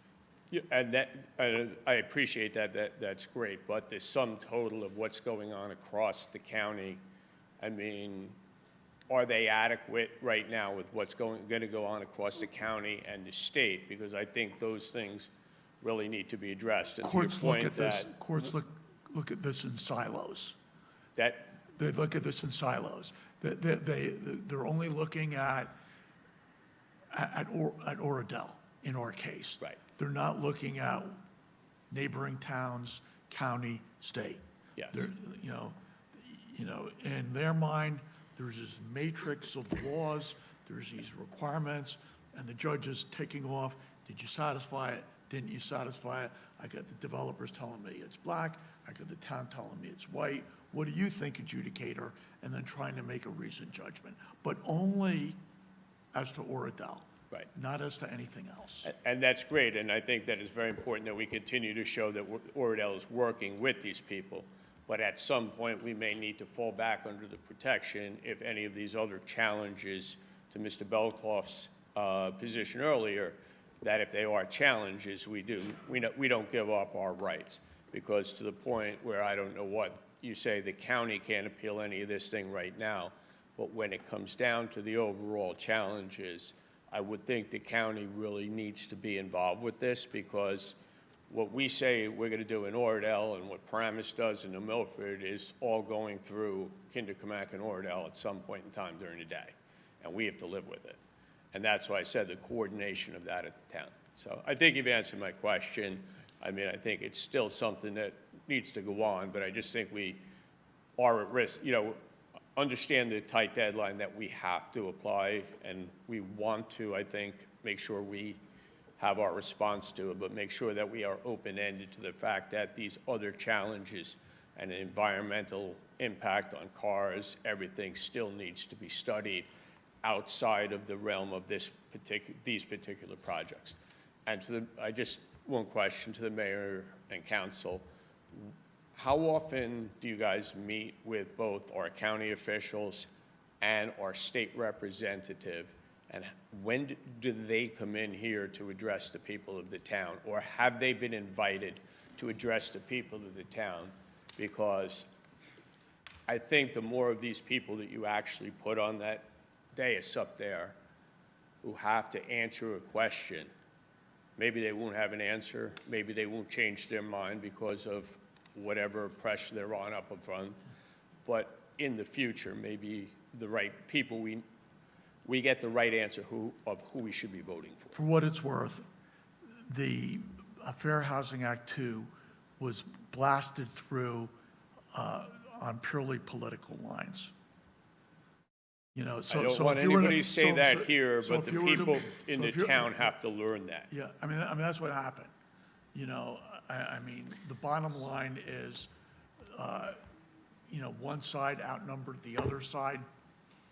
And that's right, and by us inviting Mr. Tedesco, us inviting, I'm going to draw a blank here, our state representatives here, right, and putting them in front of the people of Oradell, maybe certain people do start to think about who they're voting for. Yeah, no, I have no problem doing that, Tom. Because I think it would be a great situation that, and again, not to stop this process is very important. Thank you, Planning Board, for getting it done and up there. But as long as we have the out, because I do believe it still needs to be challenged at a state level, not affordable housing. Affordable housing is important, but over congestion, overbuilding, and the densities in the right areas. Yeah, so I tried to lobby against the passage of this with our state legislators, and the answer I got from one of them was, well, we made it simple for you. We told you exactly what you need to do. Right. Okay. But so I'm happy to invite them in a future, we can have a town hall or something where we can put together a host of issues we'd like to discuss and get their take on it and see how they can help us. Yeah, and I mean, I would think it would be phenomenal that when these things are going to come up, our state legislature had some foreknowledge that this thing was going to come to vote, I don't think it ever got to the general public correctly, but that type of feedback process. Let me tell you how this went down. For over 10 years, there wasn't a whisper of any change to the Fair Housing Act. Yeah. And then one day, in December of 2023, the governor, the Senate president, and the Speaker of the House said, "Do we have legislation for you?" And I couldn't even get my hands on the legislation the day they made that announcement. The next day, the Assemblywoman who runs the Housing Committee of the Assembly said, "We're going to have a hearing tomorrow." And I went to that hearing tomorrow, and I said, "This is a mistake. This is bad legislation." And she said, on the record, "We got to get this through lame duck." Well, that's what needs to go. That's what happened. That needs to go to a federal judge because it was taxation without representation. That's been litigated. That didn't work. But It was not represented. And the if you want to point know is how that the, we need the, I mean, thank you all. You guys are all volunteers too, and you can only put so much time into this. I get it, you know, mayor and council. But having that feedback mechanism to the state so that these things are on the website is all you can do. People still got to look at it, and I'm the first to admit that I don't on a timely basis, but we need to be, you know, affordable so that people are getting these phone calls before we're scrambling and, you know, try to preventing some of this stuff.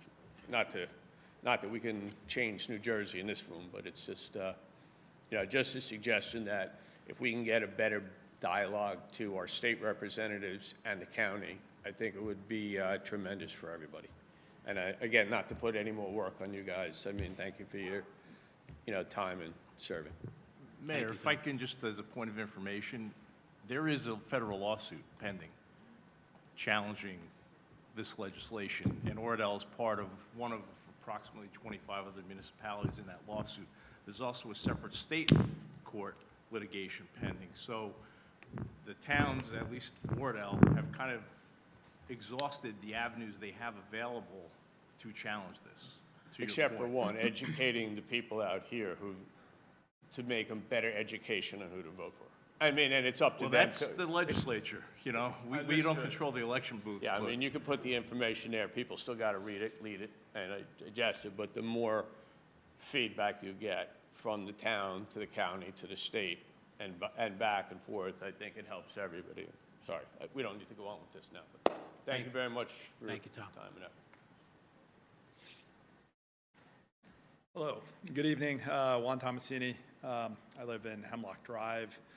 Really a new resident to Oradell. So I just moved here about 3 years ago, made the decision to move from Jersey City, previously in Dallas, before moving back to the tri-state area for work. And so we've made a huge investment, right, by way of buying our property to live in this town. And honestly, when I heard about affordable housing, I got excited, right? And at the risk of being the sole dissenter here, right?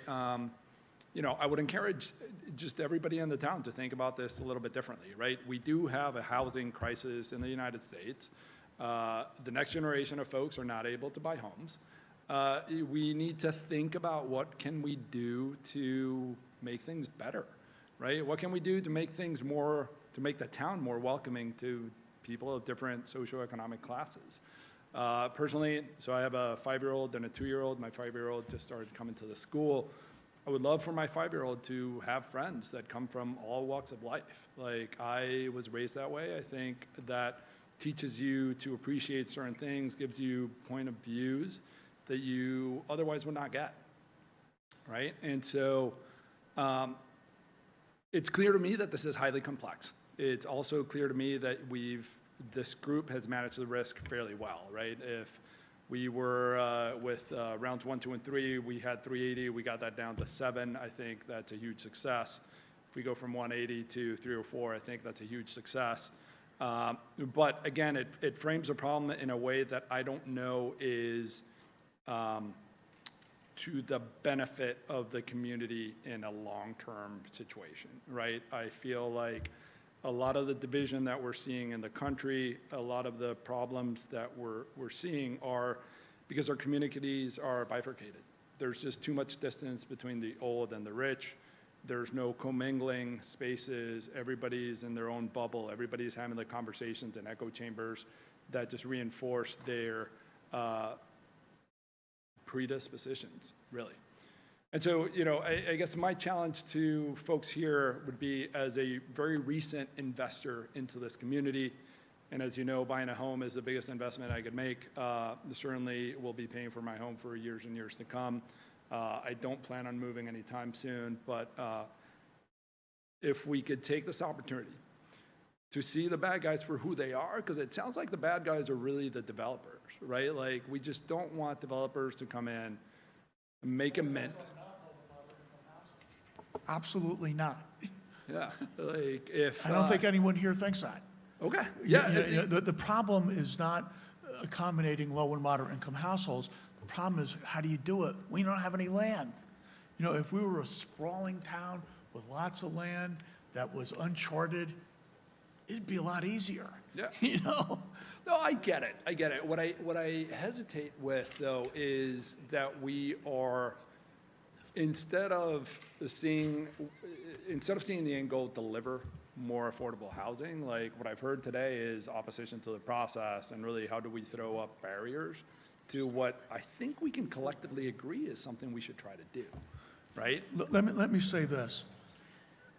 We're all forced to operate within this matrix of the law. The matrix is nuts, okay? But what I'll tell you is this. In rounds 1 through 3, the number was adjusted down to 7. The town delivered 14, okay? And my guess is whatever we get the number down to in round 4, it's not like the town will ignore opportunities to create more. It just needs to make some planning sense. Awesome. It can't be like a developer leveraging you to do something stupid. You know, it has to make sense.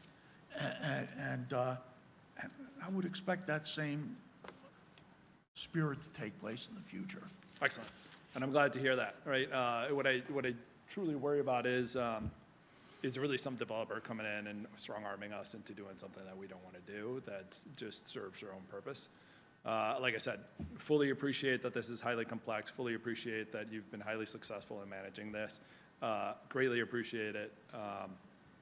And, you know, as a resident that's here, if there's anything I could personally do, I do stand behind the board and behind the goals of the sort of broader legislation, and just trying to do something that really helps the community in the long term and that's not nearsighted. Thank you. Thank you very much. Mayor, if I may, just for a moment. So Jeff had indicated and Carolyn had indicated, there's a RDP, which is a realistic development potential number of, I think the number's 3. And then there's this unmet need of 177. So if there was no land that was being offered by developers, then the number would be 3 units. But the fact of the matter is the 4 challengers that have come forward are saying, we have a piece of property that we now believe can help you meet your unmet need of the 180 units. And so this is the meeting here tonight is to be informative, and I just don't want people to walk out of the room and hear the number 3 and think that's the number we're talking about. The developers are looking to assist, from their perspective, the town in the creation of affordable housing to match and meet the 177 unmet needs. So they're saying, even though this piece of property does not qualify for the vacant, we're saying it's now available, and now we want to help you meet your obligation for the unmet need, right, of the 180. So I just want to make that clear from everybody's perspective. So the town is working to mitigate that number into what they believe represents good planning principles from a design perspective. One of the things I said was the developers had come in and they had indicated a very high density amount of residential development, residential only development, on the site that blew out the bulk standards of the underlying zoning. What we tried to do was look at what does it mean if you apply the zoning standards of the underlying zoning, and what does that represent? And as I indicated in my initial statement, that was less than half of what the developers were coming to the table asking for. And so that is the process that we're working through in December 17th. It's a process that will come back to you in January at some point and have the ability, because we'll be out of mediation, to have those more realistic conversations. Are the proposals public from the developers? They are not.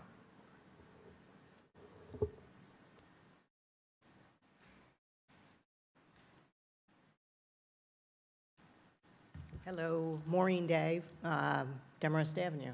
So thank you very much for getting together, getting this group together, for reconvening with the public. I think people appreciate it, and I can appreciate that you all take this very seriously, that you've brought in additional professionals to help give us counsel, and have been taking this, putting a high priority on this, which everyone appreciates for sure.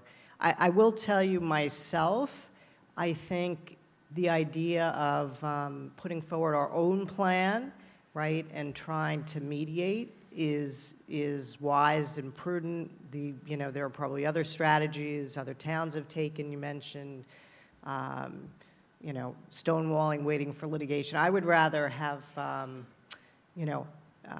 have some control over our own destiny and put forward our own plan. So I think that was wise.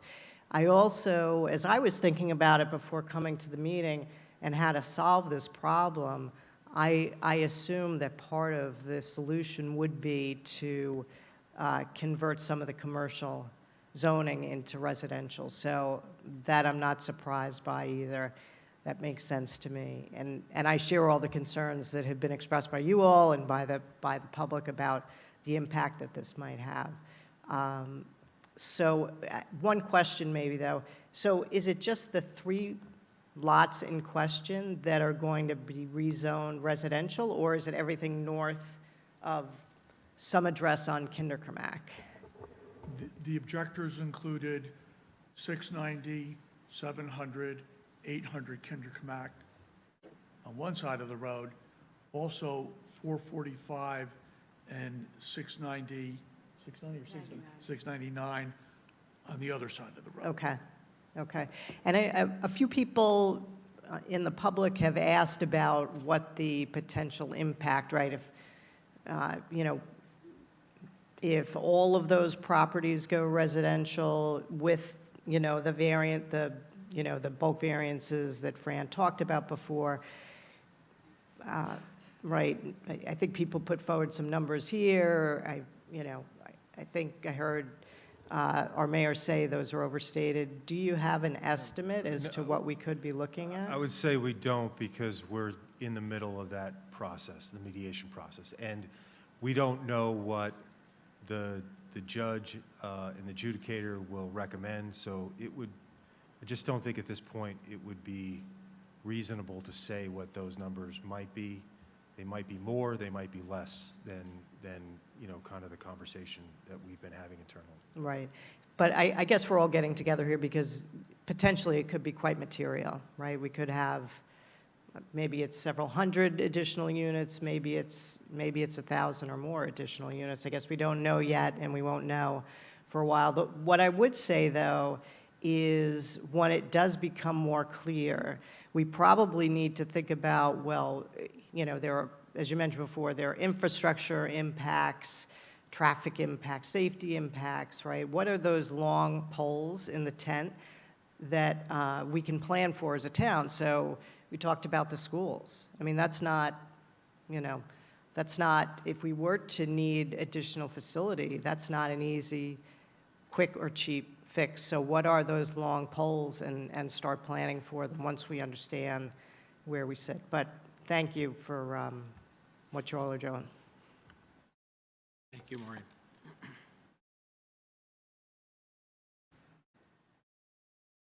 Tom Allen, and I appreciate the unenviable position you're all in and the work you do. I want to follow up on that because it seems to me that we're going to lose commercial ratables as these properties are sold. And that's potentially going to have a negative impact on our taxes because we're going to have to make up that income somewhere on the residential side of things. And in addition, if the number of units, depending on the number of units and school-aged children, and the burden on the infrastructure is going to increase our costs. So we're going to lose income on one side and have to raise taxes on the other. And as we all know, our taxes just went up a lot this last year.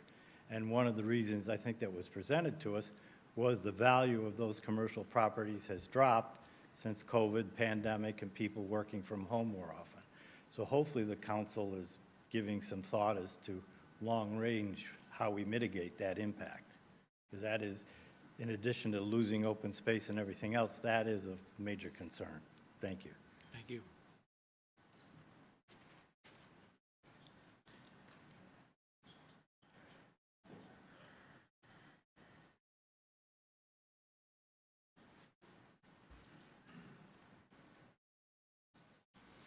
Hi, I'm Mike Sullivan of Birch Tree Lane. My question is, what happens in year 11? You said that we have this 10-year period of time in which we have immunity, but what happens in year 11? I don't have a crystal ball, but what I would say is this. For the love of God, the people of the state need to rise up and tell their legislature we need sensible, affordable housing policies. Well, but at that point, I mean, I don't see, If we there's- have no more land, and we've already look- given the, we've already Look, divided it up. I mean, the bottom so. line is everything is driven by the legislation, Sure. okay? So if the legislation doesn't change, there'll be another nightmare in 10 years of how are we going to deal with you're giving me numbers that we don't have any land for? We didn't have enough land on round 3. We didn't have enough land on round 4. You give us another number in round 5. It's not that we're going to have more land in round 5. So what has to happen, if you don't want that to happen, is there needs to be a change to the legislation. So what happens if there is no more legislation? Then you're stuck with this legislation. Right, but what And happens you're going to after get the 10 another years? number in round But 5. what happens after the And you're 10 going to years? say, I'm entitled to an adjustment. And then you're going to have this fight about what's your RD, what's your realistic development potential, what's your unmet need, and are you doing enough for each? You're going to have this fight all over again. And if they don't change it for round 6, 7, 8, you're going to have the same fights every housing cycle. It's the legislation that has to change. This is what's been set in motion. This changes or you get stuck with it. That's your choice. All right, thank you. Anyone else for public comment? If not, I'll entertain a motion to close. So moved.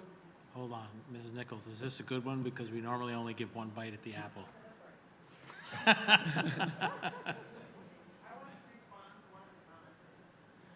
I'll entertain a motion to close the public. So moved. Second. All in favor? Aye. Any opposed? Okay. Next on the agenda is new business. Jeff, what do you require of the council and the board as you prepare to head into your session on the 17th with the judge? I've prepared a resolution for the board and one for the borough to adopt, it's not stapled, this is for the board, to support what we're doing, you know, to try to manage the risk.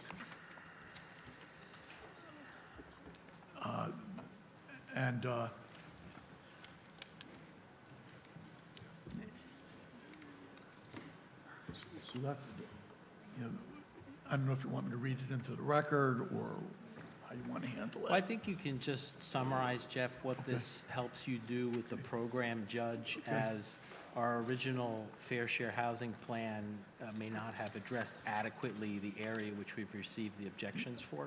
Yeah, I just want to, I want to It's the make planning it board. clear to the judge that, you know, we're not negotiating in a vacuum, that we've been in communication with the planning board, we've been in communication with the borough, and they support our efforts to try to have a plan that makes sense for the community, and that it's not that, that we, you know, want to make it clear that if the judge approves our plan,